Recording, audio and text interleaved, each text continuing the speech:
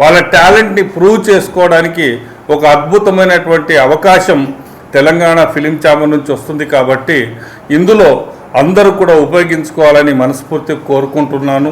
మరి తొందరలో మరి చాలామంది జ్యూరీ వాళ్ళందరూ కూడా సెలెక్ట్ చేసి ఈ అవార్డ్స్ అంతా కూడా వాళ్ళకు ఇవ్వడం జరుగుతుంది.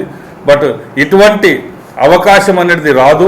ఎటువంటి ఫీజులు లేకుండా కూడా మీకు ఎంట్రీ ఫీజులు తీసుకోవడం అనేది నిజంగానే అది గ్రేట్ లయన్ రామకృష్ణ గౌడ్ గారు.